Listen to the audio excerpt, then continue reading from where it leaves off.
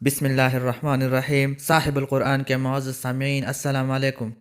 مدینہ منورہ میں اسلام کی آمد 11 نبوی کا آخری مہینہ تھا۔ مدینہ میں اوس اور خزرج کی مشہور لڑائی، جس کی تیاری کے لیے عبدالاشحل مکہ آئے تھے، جو جنگ بعاث کے نام سے مشہور ہوئی، جس میں بڑے بڑے سردار مارے گئے۔ وہ بڑی لڑائی ختم ہو گئی تھی اور حج کی تقریب کے لیے ملک عرب کے مختلف علاقوں سے مکہ کی طرف قافلے شروع ہو گئے تھے۔ رسول اللہ صلی اللہ علیہ وسلم ان باہر سے آنے والے لوگوں کی قیام گاہوں میں جا جا کر اسلام کی تبلیغ فرماتے تھے۔ ابو جہل اور ابو لہب آپ صلی اللہ علیہ وسلم کے پیچھے جاتے اور لوگوں کو آپ صلی اللہ علیہ وسلم کے باتیں سننے سے منع کرتے تھے۔ رسول اللہ صلی اللہ علیہ وسلم ان شریروں کے شر سے بچنے کے لیے اکثر رات کی تاریکی میں مکہ سے نکلتے تھے۔ چنانچہ ایک رات رسول اللہ صلی اللہ علیہ وسلم نے مقام عقبہ پر چند لوگوں کی باتیں سنی۔ آپ صلی اللہ علیہ وسلم ان کے قریب گئے اور ان کے ساتھ بیٹھ گئے۔ دریافت کرنے پر معلوم ہوا کہ وہ قبیلہ خزرج کے 6 لوگ مدینہ سے حج کے لیے آئے تھے۔ آپ صلی اللہ علیہ وسلم نے اسلام کی تبلیغ اور قرآن مجید کی تلاوت فرمائی۔ انہوں نے ایک دوسرے کی طرف دیکھا اور فوراً اسلام قبول کر لیا۔ مدینہ کی آبادی 2 حصوں میں تقسیم تھی، ایک یہودی اور دوسرے بت پرست تھے۔ ان لوگوں نے یہودیوں سے سنا تھا کہ ایک عظیم الشان نبی آنے والا ہے اور وہ سب پر غالب ہوگا۔ یہ باتیں چونکہ کانوں میں پڑے تھے، اس لیے یہ لوگ جلد ایمان لائے۔ ان 6 لوگوں کے نام یہ تھے: اسعد بن زرارہ، یہ بنو نجار سے تھا، جو رسول اللہ صلی اللہ علیہ وسلم کے رشتہ دار بھی تھے۔ اسی نے سب سے پہلے اسلام لایا۔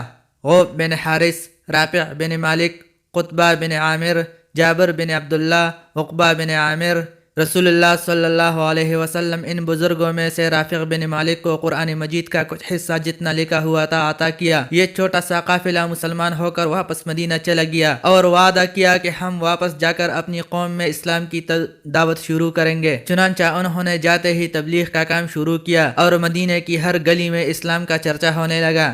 بیت عقبہ اولا، 11 نبوی تو ختم ہو چکا تھا، 12واں نبوی بھی رسول اللہ صلی اللہ علیہ وسلم کو مکہ میں اسی طرح گزرا۔ قریش کی مخالفت بڑھ رہی تھی۔ رسول اللہ صلی اللہ علیہ وسلم کو ان 6 مسلمانوں اور مدینہ میں اسلام کے بارے میں بہت زیادہ فکر تھی۔ اس پورے سال میں کوئی خبر معلوم نہ ہوئی کہ مدینہ میں اسلام کا نتیجہ کیا نکلا۔ 12 نبوی کے آخری مہینہ ذی الحجہ میں رسول اللہ صلی اللہ علیہ وسلم مقام عقبہ میں جا جا کر مدینہ کے قافلے تلاش کرنے لگے۔ اتفاقاً آپ صلی اللہ علیہ وسلم کی نظر ان لوگوں پر پڑی جو پچھلے سال بیعت کر کے گئے تھے۔ انہوں نے بھی رسول اللہ صلی اللہ علیہ وسلم کو دیکھ کر بڑے شوق اور ادب سے ملے۔ اس قافلے میں 12 آدمی تھے، 5 پچھلے سال والے تھے اور 7 نئے تھے، جو اوس اور خزرج دونوں قبیلوں سے تعلق رکھتے تھے۔ ان میں عوف بن حارث، رافع بن مالک، قطبہ بن عامر اور عقبہ بن عامر، یہ 5 پرانے، اور معاذ بن حارث، ذکوان بن عبد قیس، خالد بن مخلد، عبادہ بن سامت، عباس بن عبادہ، ابو الحسن بن اتیہان، اویم بن سعیدہ،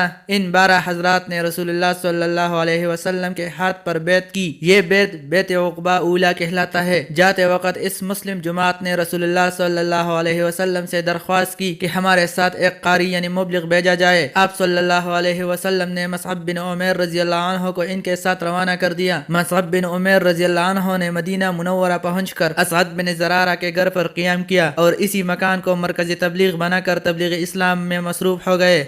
مصعب بن عمیر رضی اللہ عنہ کی مدینہ منورہ میں کامیابی۔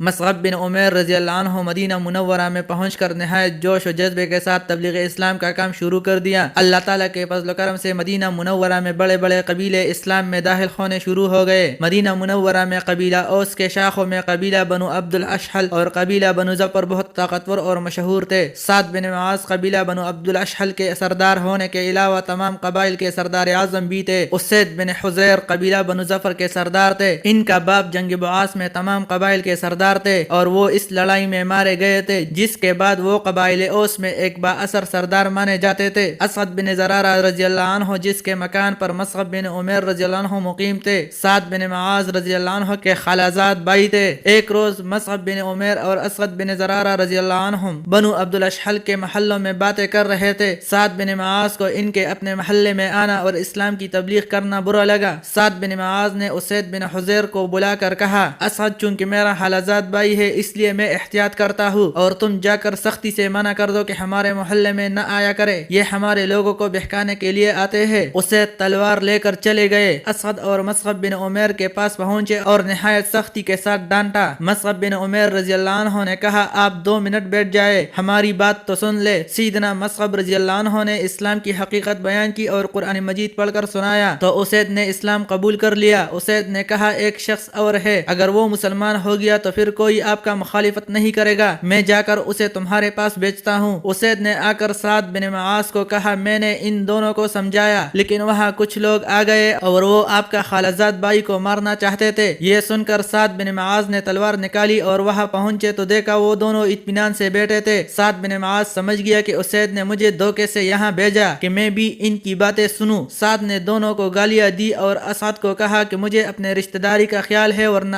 آپ کا کیا مجال کہ ہمارے محلے میں آ کر لوگوں کو بہکاتے۔ مصعب رضی اللہ عنہ نے فرمایا، آپ ہمارے 2 باتیں سن لو، اگر آپ کو اچھے لگے تو قبول کر لو ورنہ رد کیجئے۔ سعد اپنی تلوار رکھ کر بیٹھ گئے۔ مصعب بن عمیر رضی اللہ عنہ نے اپنی تقریر شروع کی اور سعد اسی وقت مسلمان ہو گیا اور اپنے قبیلے کے تمام لوگوں کو جمع کر کے کہا کہ آپ لوگ مجھے کیا سمجھتے ہو؟ انہوں نے کہا، آپ ہمارے سردار ہیں اور آپ کی رائے ہمارے لیے ہمیشہ قابل عمل ہوتی ہے۔ سعد بن معاذ رضی اللہ عنہ نے کہا، جب تک تم لوگ مسلمان نہیں ہوتے میرے ساتھ تمہارا کوئی تعلق نہیں۔ یہ سن کر بنو عبد الاشحل کے تمام لوگ مسلمان ہو گئے۔ اسی طرح مدینہ منورہ کے دوسرے قبائل میں بھی اسلام پھیلتا رہا۔ یہ نبوت کا 13واں سال تھا۔ ادھر مصعب بن عمیر رضی اللہ عنہ کو کامیابی ہو رہی تھی تو ادھر مکہ میں قریش کے مظالم مسلمانوں کے لیے ناقابل برداشت ہوتے جاتے تھے۔ 13 نبوی ماہ ذی الحجہ آیا تو مدینہ منورہ سے مصعب بن عمیر رضی اللہ عنہ 72 مرد اور عورتوں پر مشتمل ایک قافلہ کو لے کر مکہ کی طرف روانہ ہوا تاکہ مدینہ منورہ کے مسلمان رسول اللہ صلی اللہ علیہ وسلم کی زیارت کر کے اور رسول اللہ صلی اللہ علیہ وسلم کی خدمت میں مدینہ والوں کی طرف سے مدینہ منورہ میں تشریف لانے کا